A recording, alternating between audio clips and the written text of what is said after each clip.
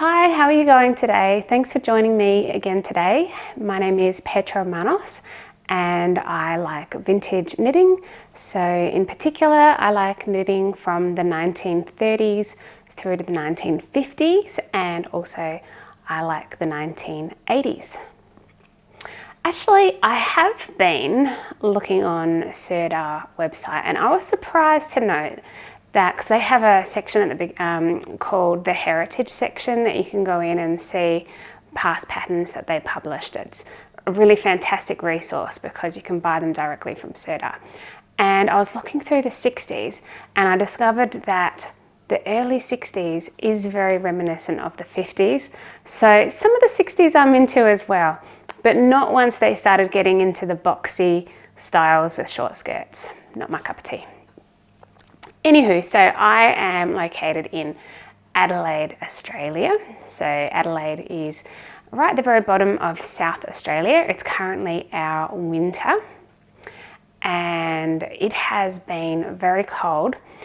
Because I do watch quite a few other knitting podcasts, I'm always paying attention to what everyone's saying in terms of the weather. I guess it's something that knitters concern themselves with, since we're always trying to be, not too cold, not too hot. Do we knit for summer? Do we layer up for winter? How do we do things? And I came to the conclusion that here in Adelaide, inside our houses, it seems to be colder than in the Northern Hemisphere.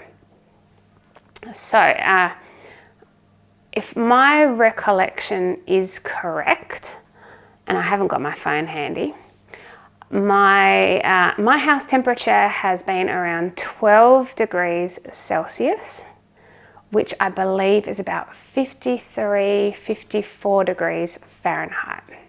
Now, I just assumed that this was normal for houses in winter, but it turns out that a lot of houses in the Northern Hemisphere have like thermostats, so your house doesn't get too cold. But we have a thermostat in the opposite direction. We have a thermostat that stops us from our house getting too hot. So our house never gets hotter than about 22 degrees, because that's when our aircon kicks in. But in winter it gets down to 12. And so I'm always cold. So I think that's kind of funny that technically we live in a hot climate, but it doesn't snow here. And yet I'm always cold at home all the time. And in fact, even in the middle of summer, you'll often see me at home in my Ugg boots, and which is Australian slippers, and like dressing gown. And in fact, over this winter, I have discovered that over my knitted jumpers, I can put not one, but two dressing gowns on, because I have one thin dressing gown and one thick dressing gown. And when I discovered this, I was very excited. But yeah, we don't really have heaters that run through the whole house. So we do have one heater in one of the main rooms that's stuck on the wall, and that has some gas. So around that heater, you'll find my family and pets when it's really cold. And then in other parts of the house, we just have some little electric heaters, and that's all we've got. So it's probably about, it's going to range between 2 degrees overnight and 17 degrees Celsius during the day in Adelaide, which isn't too cold. So it doesn't go minus temperatures. It's just that inside the house, it's always cold. Anyway, that's just the way it is here. There's a detailed rundown on the weather. But so what I realized though is I really need more warm jumpers, and well, I call them jumpers, you might call them sweaters.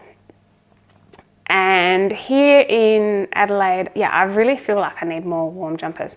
But a lot of the vintage styles, they use, they'll say they use 3-ply, which in terms of a vintage 3-ply, it's about equivalent to our modern 4-ply or fingering weight. But what I've been feeling is when the house is only about 12 degrees, I want something a bit more substantial. Now, I guess I've only just recently come to this conclusion. It didn't really occur to me how cold our house is. I've got one in front of me. This has been a go-to of mine. I've shown you this one before. I wear this one a lot, this Shetland wool. So this is Shetland wool, and it's Jamieson and Smith 2-ply weight, and I've been wearing that one a lot. I have not been wearing the one that I am wearing now. I am looking forward to getting this one off because it has short sleeves. But this is my finished object, so I thought I would wear it. So, since I'm talking about finished object, I do have one finished object, and I have been busy working on a lot of other projects. So I have a lot of half finished objects. But this one here is the jumper on the cover from Stitchcraft. I want to say 1934. I left my phone downstairs. 1 minute while I go grab it. Okay, so I just ran downstairs, grabbed my phone, and then I realized this isn't a finished object after all. I completely thought that it was a finished object, but the original picture has bows on it and mine doesn't have bows. And I need the bows. It wasn't looking the way that I had envisaged. And it's because the bows weren't there. Here's my cat, Otto. He is the naughty one. This cat, when I'm knitting, will sneak up, slowly grab my ball of wool in his mouth, and then run as fast as he can down the stairs. And the best thing I can do is just let go of my knitting at that point, because otherwise he'll break the yarn. And my knitting just goes zooming down the stairs, and I just have to hope that he doesn't drop too many stitches. It drives me absolutely batty. But anyway, so I just realized this isn't a finished object, so I will show it again with the bows. But it is the jumper on the cover by Stitchcraft, and it is March 1934. And I knit this with my leftovers. It's basically, I'm getting really sick of these leftovers. I've got all this leftover Rowan wool, which is soft merino 4-ply. And it got eaten by moths. I don't need to retell the story, but essentially I've got all these tiny little balls of it because I broke it into like small balls every time there was a break. Well, as it turned out, I didn't get all of the breaks, so I was knitting this top and there's still plenty of breaks in there, but I don't want to throw out the wool because I have a lot of it, but I'm slowly getting through it and I'm going to be happy when it's gone. Anyway, I thought this would be perfect for it, but I couldn't. The original top was long sleeve. I didn't have enough yarn for the long sleeves. I ended up with much shorter sleeves even than I was expecting. I was hoping for down to my elbows, because the bottom of the sleeve in the pattern is supposed to repeat the stripes again of this garter stitch, and because my sleeves were so short, it was just going to look a bit strange, I think, to have the stripes there again. So I just thought, forget the garter stripes. I just went straight into the cuff colour. But overall, this was an easy project. Well, actually, I say that there was a few exceptions. So one being the problem with the yarn being breaking all the time due to the problems in the yarn. But what can you do? That's a yarn issue. The construction of this pattern is a little bit unusual, and I did run into some problems now that I think about it. First, you knit in the round, and then you get to the underarms, and then they ask you to cast off 16 stitches for the underarms, and then essentially you are supposed to then knit the sleeve and then connect it at that point. But what I found was that the number of stitches they tell you to have for the sleeve wasn't enough to go back and close that gap. It was just the wrong number. So, and I don't know why, but maybe it's a gauge thing. I did find that this top has come out a bit tight. I shouldn't have been too surprised because I've got the same number of stitches as my blue, white and black stripy top that I made around Christmas, and that one I use a 3.5mm needle, but this one I use a 3.25mm. So it did shrink it down by about 2 inches. So as a result, it's quite close fitting.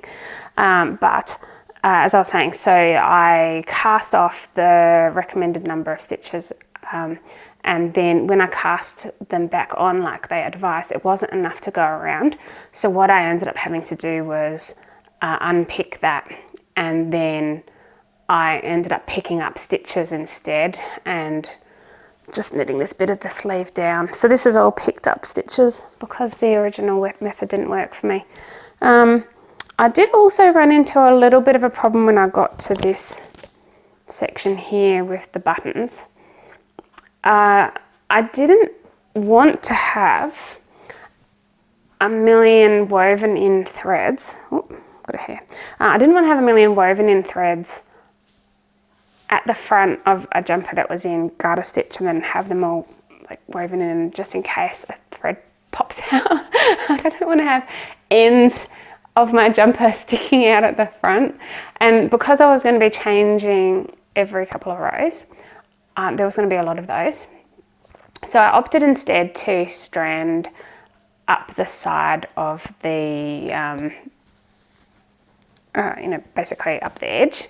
But the problem is, because this is a button edge, that was going to be the spot where I was stranding up was actually in front of the other side, and so it was visible. And so the original pattern does not have this. I ended up doing a crochet edge. It doesn't have that crochet edge, but I think in the original pattern they were just weaving it in as they went. I didn't do that. I knit it, I thought it's a bit messy, but I didn't want to do it the other way, so I ended up doing this crochet edge. And I did decide I was going to do the crochet edge in the same colour as the edging of the yarn anyway, so I'm thinking that it's still fine. I think I might have missed a buttonhole. Oh, I shouldn't touch the microphone. I think I might have missed a buttonhole at the top, because I did find that the collar was gaping a little bit just at that one spot above the buttons, because you do buttons and then you do a snap at the very top, and there was a little gap between my buttons and the snap. I didn't want to put in 2 snaps, and it turns out it's wide enough to get over my head anyway, so I just ended up getting a little bit more of the red wool, and I just tidied that area up so that it wasn't gaping there. But otherwise, pretty easy knit, given that it's mostly just stockinette and garter. And now that I've realised that I've missed the bows, I just need to make some bows, and we'll see how that goes. Sorry if you can hear my cats running around. Alrighty, so that is item number 1. That is not actually a finished object, therefore I have no finished objects. But I have plenty of works in progress as well that I would like to share. Now, this one, I was trying to work on this morning before I set up the camera, and I don't know how I messed up, but I accidentally gave myself 3 armpits, which just sounds crazy. I honestly, I was watching TV and knitting last night, and I must have just got too tired because I cast off for my steek in 3 places instead of 2, so now I'm having to tink back in colour work. But this particular jumper, I do not recall the name of the pattern, I'm sorry, and it's in German. Actually, I'll see, have I got it written down? I don't have the name of it written down anywhere. I'll need to look that up. This pattern was graciously given to me by Emily from Emily Kate Made This, and she has the original pattern. She just took a copy of it for me, because when I saw her podcast where she showed this particular pattern in a magazine of hers, I think I might have squealed with delight. I decided I had to have that pattern, and so I poked her until she gave me a copy of it. So thank you so much, Emily. But yes, I love this pattern because it's a Selbu style pattern, and I also purchased an entire book of Selbu patterns. I really enjoy the look of Selbu patterns, and it's a so when you have the dots at the bottom like this, in Selbu patterns they're called lice. And so it's, now I'm sorry, the Norwegians are going to correct me here, but when you have a Lice kofte, which I know I've just completely mispronounced that, that's like a cardigan that has a lice on it, and I don't know exactly what that would be called if it's not a cardigan, so please let me know. I think it's something to like a, it's spelled Genser, I think. I don't know if that's in Swedish or Norwegian. I'm so sorry, guys. But essentially they're considered to be a lice, so it's lice, but then at the top it's flowers, Norwegian flowers. So we've got flowers and we have lice, and I'm looking forward to the flowers part because the flowers is the really exciting bit. It has felt like endless, round and round and round and round and round and round and round and round and round some more, because the gauge is 8 stitches per inch. So for every little inch I've got 8 stitches across, and I don't know how many rows, but quite a lot. And so essentially, and I've got 131 stitches each side, so there's 262 stitches in a round. There's 23 rows of these dots, so do the maths, there's like 4 rows for each of them. So it's a lot of stitches. Actually, now that I'm talking about how many stitches, I did a quick calculation, and assuming that I had not increased from a smaller size, it would be more than 24,000 stitches between the ribbing and the top of the 23rd set of dots. So 24,000 stitches is quite a lot, especially when it's at a tight gauge and it's a bit slow going, because I'm not really fast at knitting anyway, but when I'm knitting at a very tight gauge, it does definitely slow me down.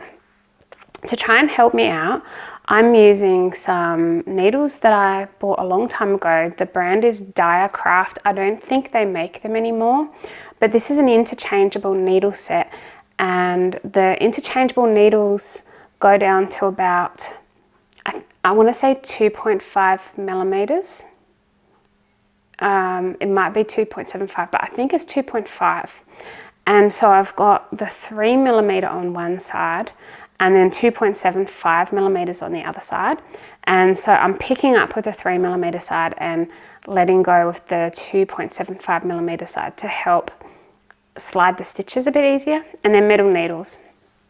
But even then it's still slow going. I've got, what is it, 1, 2, 3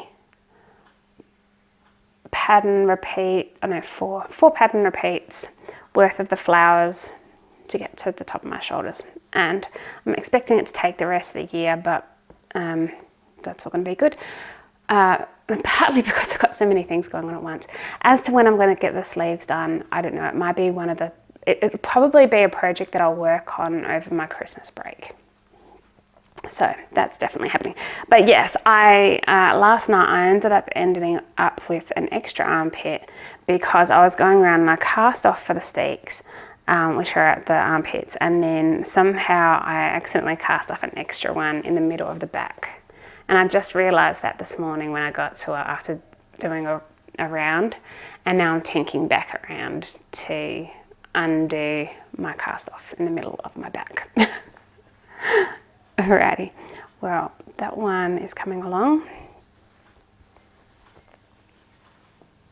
Now, did I say what yarn I'm using? I certainly haven't said the numbers actually. So, this is Jamieson & Smith 2-ply jumper weight. I have FC9 mix for the purple. I picked this colour because I thought it reminded me of jacarandas, which are really popular flower trees in my area. And this one's just a natural white, I believe. I haven't got it written down. and I took the tag off actually in my previous project, so I'm not sure exactly what number this is, but it's one of their natural ranges, so it's just one of the natural whites.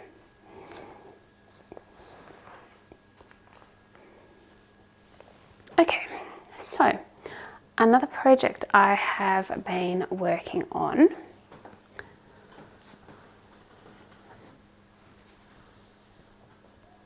this one's called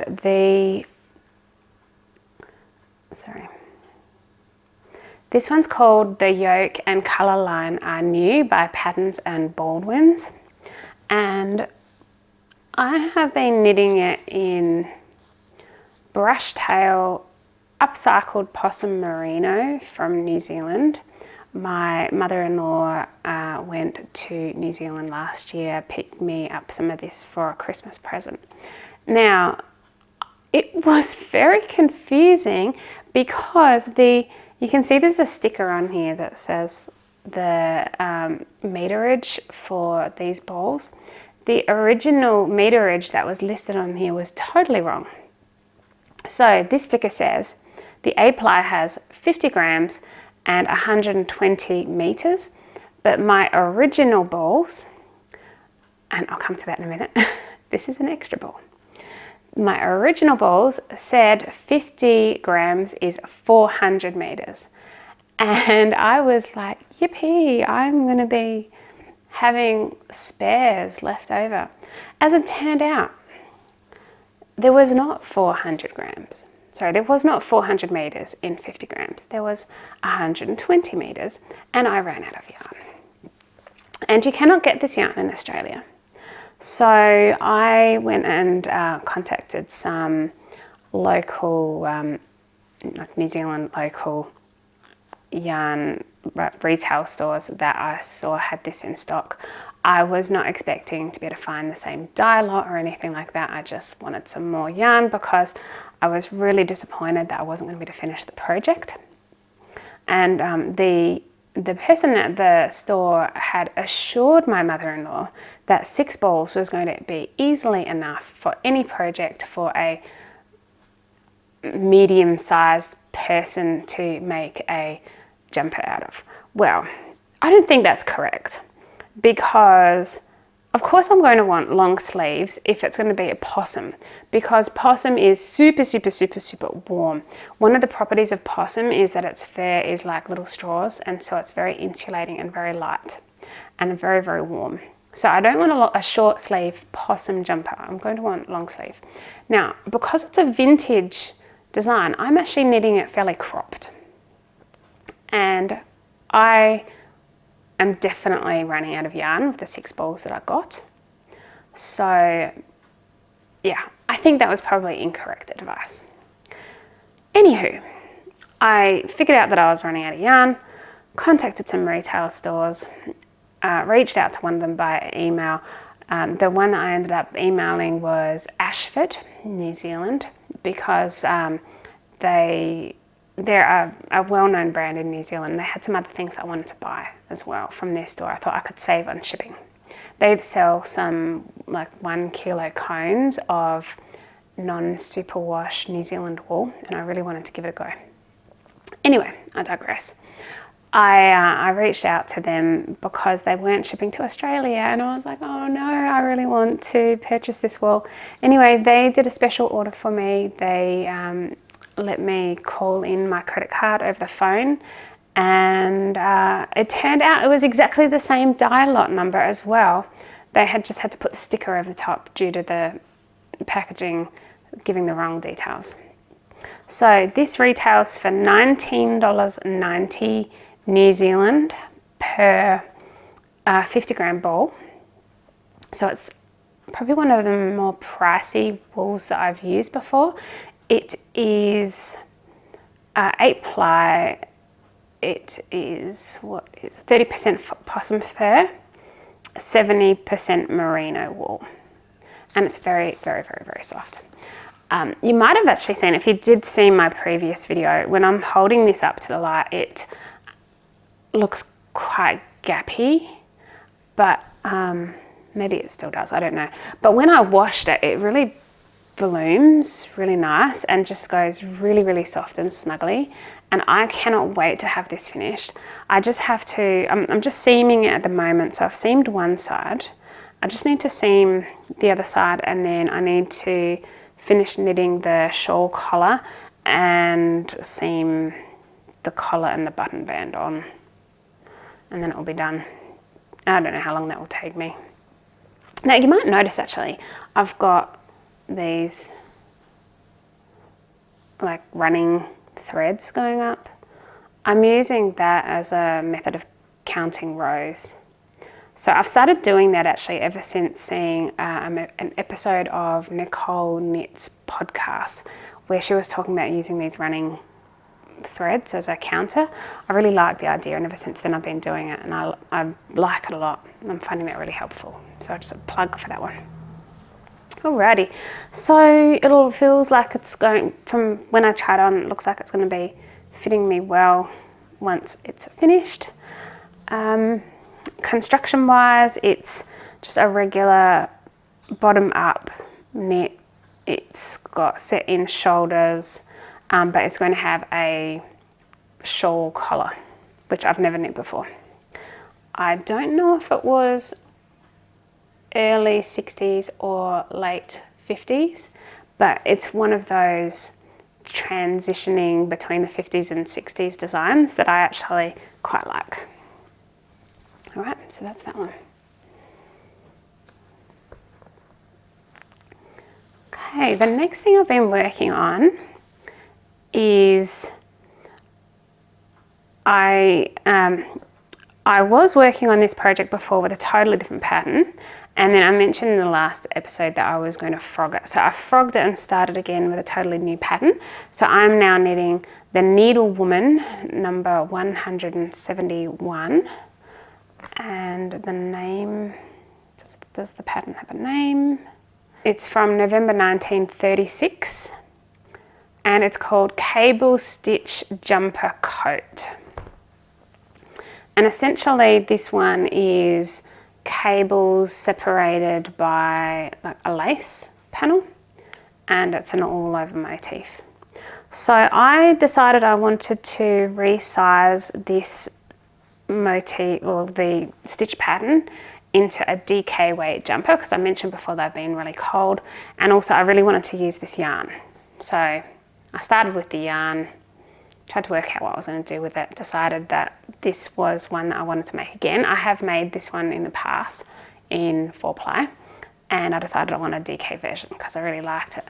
But when I first made it, I was new to vintage knitting. I think that was my first vintage knit, and I followed the pattern exactly, and I made it much too small. So now I'm much wizened, and I know that I'm a lot taller than most vintage patterns would accommodate for, and so I figured, well, if I'm going to be resizing it anyway, I might as well completely resize it. So I've regauged it to use DK yarn instead of 4-ply, and the main difference is on the original, so I've got 8 repeats across, and on the original I think there's,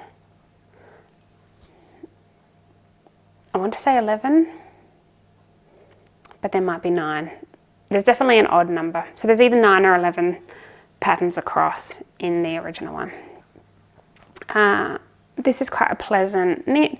I do find that I'm used to finer gauge yarn, and so working on, I didn't have so much of a problem with this one, but I'm not used to working with DK and mohair held together, so I haven't covered, sorry, what the yarn is. So this is Knit Picks Hawthorn, which I dyed myself, combined with a mohair strand, which is Along Avec Anna, and it's in the colour Champagne, which, yeah, it's in French and I can't pronounce it. So this is going to be really nice and warm, and but I'm not really used to knitting with the kind of double strands of yarn. I am finding it a little bit harder on my hands using the larger needles. I'm using 4.5mm needles for this because I wanted to open out the cables a bit, because otherwise you can end up having a really constrained garment when you've got cables and you're using smaller needles. So I thought I'll just go up by half a needle size. But overall, the knit's been fairly pleasant. I did have a slight colour variation between the two batches of yarn that I dyed. I mixed the dye up in a container first and then put it in the water and then split it in half because I had too much to dye at once. And for some reason, one of them ended up slightly more yellow and the other one ended up slightly cooler. So the back is using the slightly yellower one and the front is using the slightly cooler toned one. And I don't think it's a huge, I don't know, I think when I'm wearing it, I don't know that many people are going to notice. There's that whole saying about if you can't see it from a galloping horse, then it doesn't really exist. One thing that I did, so I've been using this as an example for a resize along on the Facebook group, Vintage Knitting in the Modern World, and that's been fun. It's so you're welcome to come and check that out. Every week over 12 weeks I'm posting some advice about how to resize a vintage knitting pattern into either a modern size or to use a different size yarn. So I've been using this as an example, but one thing I forgot to do is I forgot to swatch in garter stitch. I swatched in the main pattern, I didn't swatch in garter stitch, and so I based the number of stitches for this garter stitch area on the gauge of my cables, which was incorrect.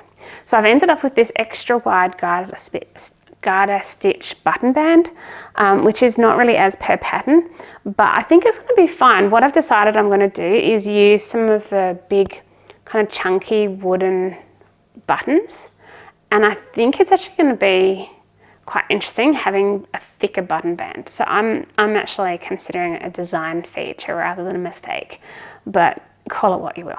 I guess we can call it a mistake / design feature. But sometimes the best design features come out of mistakes, so I'm not really that fussed. So I've finished the back, one of the fronts. I've just finished the ribbing for the second front, and then I'll proceed onto the sleeves. And this particular pattern has a, I guess we can call it a shawl collar as well, but it's a little bit different because you just knit it as a collar and then it gets sewn on, and then it has little ties. So it's kind of like a kerchief but sewed on. So yeah, I think we'll call it a shawl collar, just slightly different construction to the other pattern that I've been working on. Alrighty, but I just want to wear this now. I have been so cold. I can't wait to wear this. I think, I don't know which one's going to be warmer between this one and the other DK one with the possum, but once I've got them finished, I just really hope that I can get at least one of them finished by the end of winter, because I mean, it's already mid-June. I'm not a fast knitter. I work full-time. I'm self-employed, so I tend to work 50-hour work weeks, and I've got kids, so my knitting time's constrained to the evenings and weekends. But I'm a reasonably prolific knitter still. I'm not the fastest. So there's a chance that we could get, I'm really hoping to have one or both of them finished by the end of the winter. I mean, I haven't got much to do, especially the possum one. It's quite almost done. All right, but I have been working on more. So that goes with that one. So at the beginning of the year, I cast on a bunch of things all at once, and it's been an interesting experiment. I previously would only work on 1 or 2 things at once, but I've been working on about 6 things at once, which is very different for me. I don't know if I've made much or any progress on this particular whip, but it's been ages since I've shown it, so I'll just show it again. I let my knitting stall on this because of a really big mistake that I made, and I'm not sure how comfortable I am with it. Sorry, I'm getting tangled.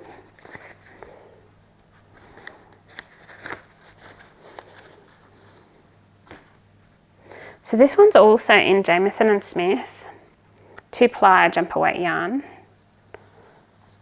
and the design is my own, but I made a mistake pretty early on, and then I've discovered that I don't really like frogging things in colour work.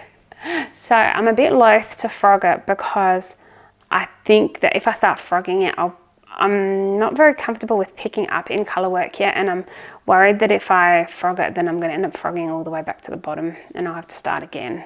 And I'm not really sure if I'm wanting to start again with this project. So yeah, I'm in two minds about it, so I've put this one off.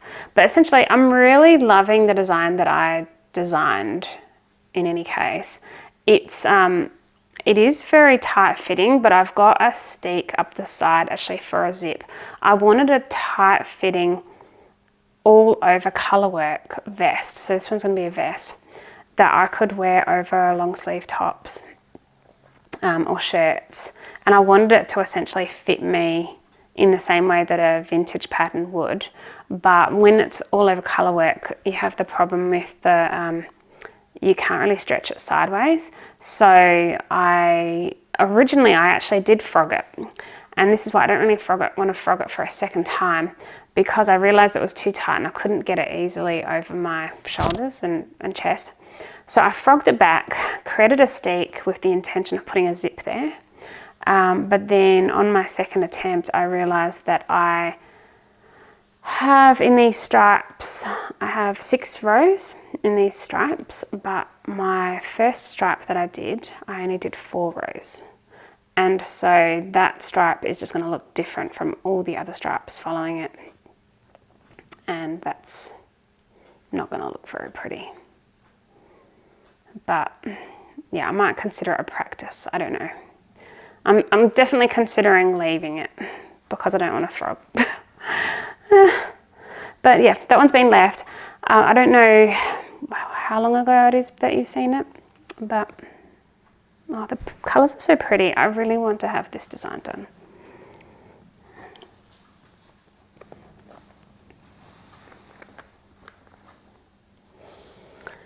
I have actually been considering casting on another of my plans. So I planned at the beginning of the year for 9, and I cast on everything except for 2. But then I did end up casting on an extra. So I ended up casting on 8 different projects. One of the 2 that I have left, I'm really wanting to cast on because it's lace, and I don't have any lace on the needles at the moment. I've got 2 colour work projects. I've got one that's just regular knit pearl. Well, actually, I guess the cables and lace is kind of lace, but it's more cables. But I did cast on this extra little project because I've been a little bit into Japanese knitting lately. And I've bought all the Japanese pattern books, which I might show it to you in another episode. But I have, I've lost my fingerless mitts.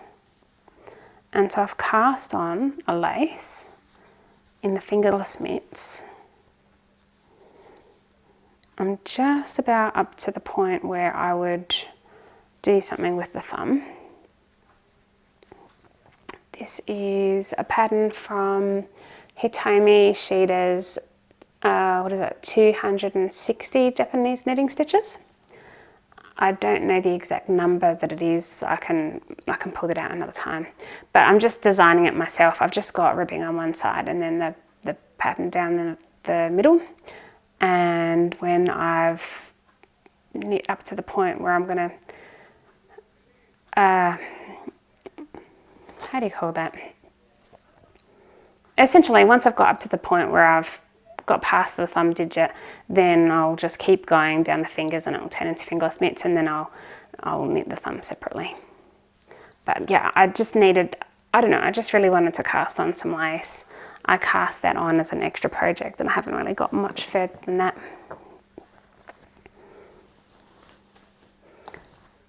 Okay, there's one more project that I have been planning to cast on. Well, sorry, there's two more projects that I've been planning to cast on, but I haven't cast them on yet. And so those ones are still in the works. But I really want to finish the ones that I'm working on, so I don't think I'm going to be casting anything else on. But I keep getting really excited about Japanese patterns. And I purchased myself a vintage Japanese digital download of a magazine, because I just wanted to see what Japanese patterns look like from the 1930s. The pattern booklet just looks so pretty. They've got the loveliest printing and paper process in this Japanese booklet. I really enjoyed it. I'll share a couple of pictures from there. I don't want to share all of them because otherwise you might not want to get the booklet for yourself, but I really enjoyed it. I had a look at the way that the patterns were laid out in this 1930s Japanese booklet, and totally different from a modern Japanese pattern. If I look at a modern Japanese pattern, I can figure out how to knit it without needing to know Japanese, because everything's charted. So essentially they'll show you the schematic and then they'll say, all right, you do part B, part A, part C here, and they'll show you the chart for all of the patterns within each part of the schematic. And so I'm able to follow that without knowing any Japanese, but these pattern pages are all written out in Japanese symbols, not really much in the schematics, and there's no way that I could knit anything from there, but it's still really fascinating to see. Alrighty, now I have got quite a few different bits and bobs of purchases over the last few months that I haven't shown you, but I think I'll pass on showing them today because I can hear that my husband's just come back from his walk with the dog and he's going to end up making a bit of noise. I managed to have my kids both out for the day and I managed to convince him to go for a walk, but I can hear him talking to one of the neighbours out the front, so he's going to walk in any moment, and he is very noisy. Actually, I say that he's very noisy. He's quite quiet when he's reading a book, which is what he likes to do, but he just kind of stomps around the place. So when he walks in, there's going to be a good 10-15 minutes of him stomping.